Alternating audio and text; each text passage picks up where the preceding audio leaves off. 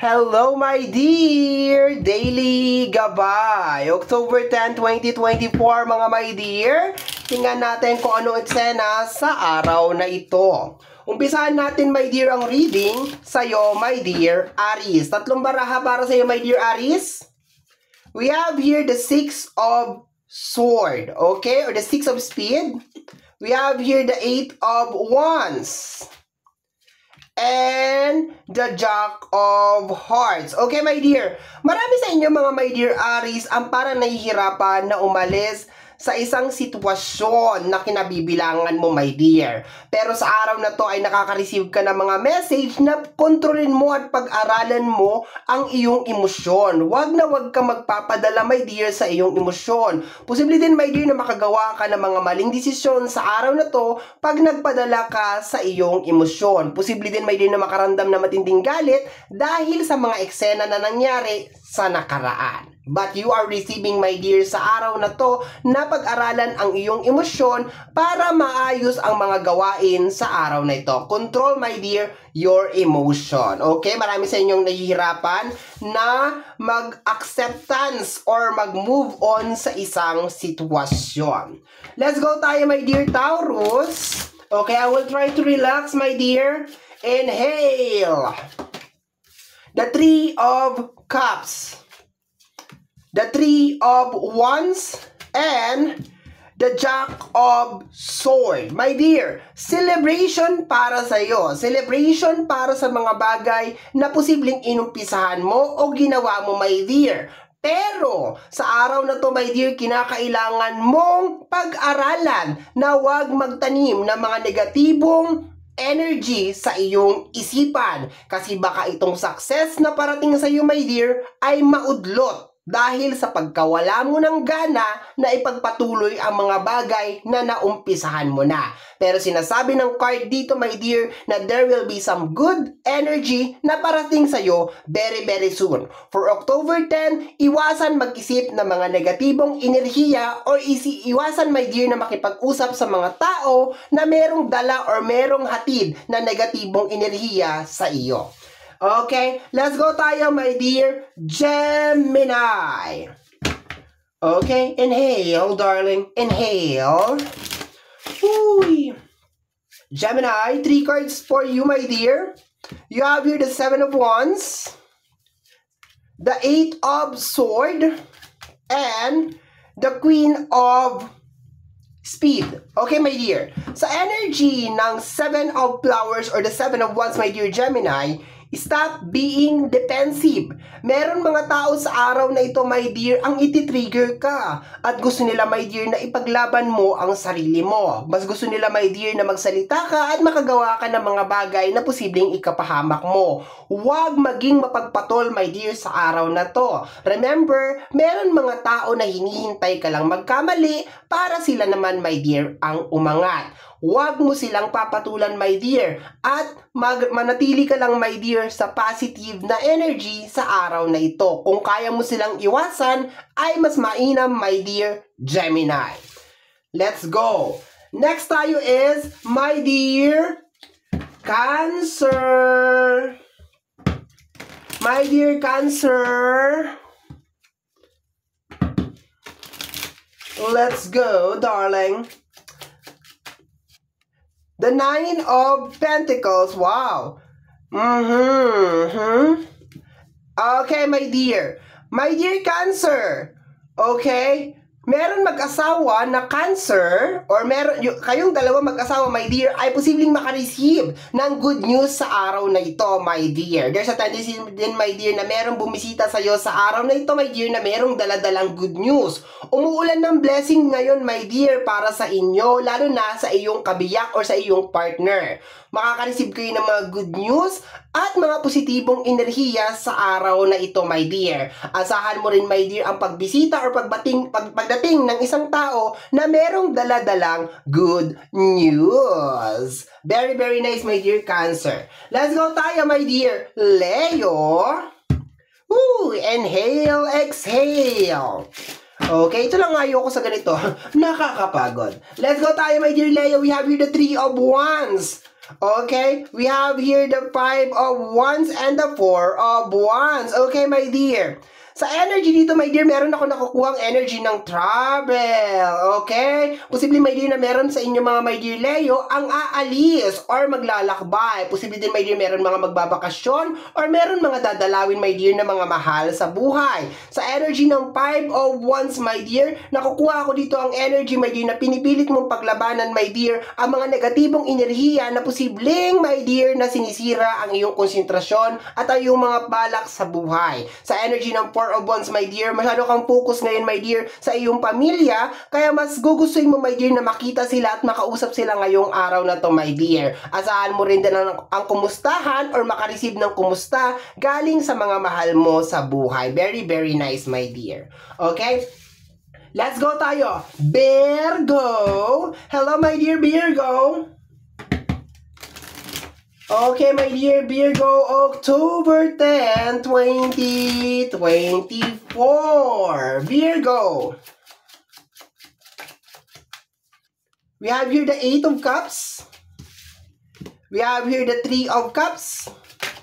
And we have here the Ace of Speed, or yes, Ace of Sword. Marami sa inyo mga my dear Virgo ang gagawa ng malaking pagbabago sa araw na ito. Marami sa inyo mga my dear Virgo ang aalis sa isang toxic and chaotic, diba? Toxic and chaotic, my dear, na sitwasyon sa energy ng 8 of Hearts. Okay? There's a tendency din, my dear, na aalis ka sa mga manipulative na energy. Sa energy ng 3 of Cups, 3 of Cups or the 3 of Hearts, my dear Virgo, posible na maimbitahan ka ngayon sa isang pagdiriwang o isang pagdasalo, pero bigla mo itong tatanggihan o hindi ka pupunta. Mas gugustuhin mo, my dear, sa araw na to ang mapag-isa, magmuni-muni at mag-isip, my dear, na mga susunod mong hakbang para sa mga susunod na araw. Very, very nice, my dear.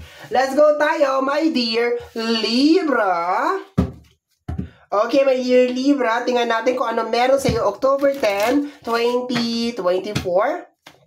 My dear Libra.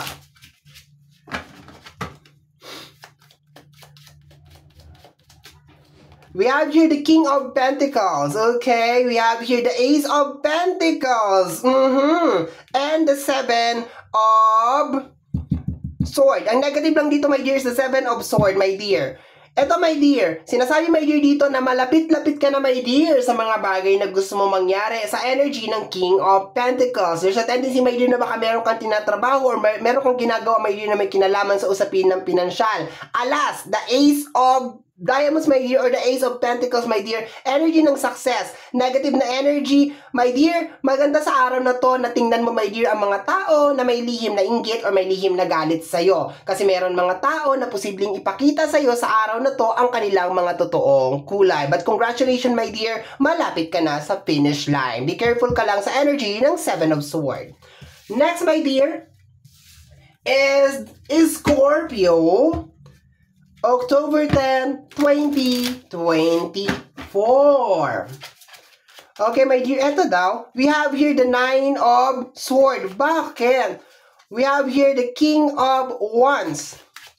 We have here the energy of the 8 of Pentacles, my dear. Sa energy ng 9 of Speed or the 9 of Swords, my dear, marami sa inyo, my dear, ang mahihirapan matulog sa araw na to or mahihirapan, my dear, na makakuha ng pahinga. Masyado kang iritado, my dear, sa mga bagay na gusto mong mangyari na posibleng hindi mo nagawa sa araw na to. Meron ako nakukuhang parang konting tension sa usapin ng pananalapi or sa loob ng trabaho. Subukan mo, my dear, na mag-meditate at magdasal sa araw na to. Mas makakainam, my dear, kung lalayo ka sa maiingay at magugulong lugar sa araw na to para hindi lalong gumulo, my dear, ang iyong isipan. Sa araw na to, my dear, medyo iritado ka talaga, my dear, dahil mabagal, my dear, ang araw na to para sa'yo, lalo na sa mga bagay na gusto mong mangyari. May konti din tension, my dear, sa loob ng trabaho. Okay, so let's go tayo, my dear, Sagittarius.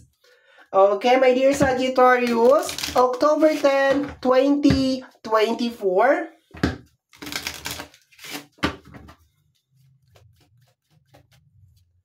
The 2 of Wands, the Queen of Hearts, and the 6 of Pentacles. Pentacles or the Six of Diamonds, my dear. Sa energy ng Two of Wands, my dear, hindi ka makagawa ng desisyon sa araw na to, my dear. Nananaig, my dear, ang awa at pagmamahal mo sa isang energy. Hindi ka makapag-desisyon, my dear, kung itutuloy mo pa ba ang pagtulong o pagmamahal sa kanya. Magdudulot na matinding kalituhan, my dear, ang araw na to at posibleng magkaroon, my dear, ng mga konting antala lalo na sa paggawa ng iyong desisyon. Mananaig, my dear, ang awa sa puso mo sa araw na to. Sa kabila ng mga ginagawang negatibo sa iyo ng mga tao sa paligid mo, mas mananaig pa rin, my dear, ang pagmamahal at pag-intindi, pag-unawa sa araw na to. Mahihirapan ka, my dear, gumawa ng desisyon sa araw na to dahil gumugulo, my dear, ang iyong energy of your heart or ang iyong heart chakra. Ibig sabihin, my dear, posibleng naiinis ka o nabubwisit ka sa isang tao, pero dahil mahal na mahal mo siya,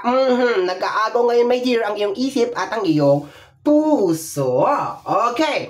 Next energy, my dear, is my dear Capricorn. My dear Capricorn. My dear Capricorn, let me see. You have here the Ace of Spade. Okay? The Ace of Spade, the Queen of Diamonds, and the Ten of Cups. Sa energy ng Ten of Cups, energy ng family. Kaso sa energy ng Ace of Speed or the Ace of Sword, related sa energy ng change or pagbabago. Provide your energy over here, my dear. Sa araw na to, October 10, my dear Capricorn, posibleng, my dear, na gumawa ka ng isang pagbabago na konektado sa usapin ng pinansyal. Posibleng pagtulong sa pamilya or sa mga tao na mahal mo. Mararamdaman mo sa araw na to, my dear, na parang ayaw mong maglabas ng pera or ayaw mong tumulong. Sa araw na to, my dear Capricorn, gusto mo rin gumawa ng malaking pagbabago or gumawa ng mga ending or mga cut-off sa mga bagay na ginagawa mo. There's a tendency din, my dear, sa araw na to, my dear, na gusto mo mapag-isa or gusto mo magkaroon ng quality time sa sarili mo. Gusto mo rin siguro, my dear, na ipaayos or magkaroon ng self-love sa iyong sarili. So, sa mga araw na to, my dear Capricorn, baka gusto mo magpamasahe, gusto mo magpa-pamper, gusto mo, my dear, na magkaroon muna ng self-love at lumayo muna, my dear, sa mga problema na dala-dala ng iyong pamilya or kaibigan, even your partner. Okay, so let's go tayo, my dear Aquarius. My dear Aquarius, October 10, 2024, my dear Aquarius.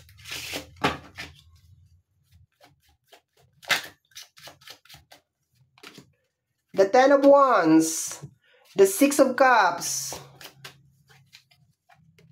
and the Three of Pentacles, my dear. Magiging abala ka, my dear, sa araw na to. Pero expected mo, my dear, bago matapos ang araw na to, my dear, ay makakaramdam ka na matinding pagod. Posible, my dear, na sumakit din ang ilang parte ng iyong katawan dahil sa sobrang trabaho. Okay, my dear. Nararamdaman ko rin dito, my dear, na nahihirapan ka rin, my dear, na tapusin ang isang proyekto. Binibigay mo, my dear, ang 100% na iyong makakaya, my dear, sa araw na to para matapos ang proyekto na yun o ang bagay na yun na posibleng naumpisahan mo, my dear. Kaso sad to say, hindi mo siya matatapos ngayong araw na to kahit na ibinigay mo ang 100% na performance mo, my dear. Sa energy ng Six of Cups, maaari din, my dear, na meron mga alaala na galing sa nakaraan or mga tao ang maalala mo sa araw na to or namimiss mo sila. Okay? Last card, our last zodiac sign is Pisces. Hello, my dear Pisces. Let's go, my dear Pisces. Let's go, let's go, let's go.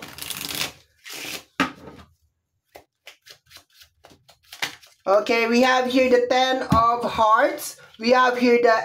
Okay. The Ace of Hearts, my dear Pisces, and the Ten of Diamonds. My dear, napakaganda, my dear, ng iyong reading. Isang problema, my dear, sa loob ng pamilya, my dear, ang magtatapos sa araw na ito, my dear. O isang problema mo, my dear, ang magtatapos sa araw na to. Makaka-receive ka rin, my dear, ngayon ng good news. Baka yun na ngayon, my dear, yung pagkatapos ng isang problema.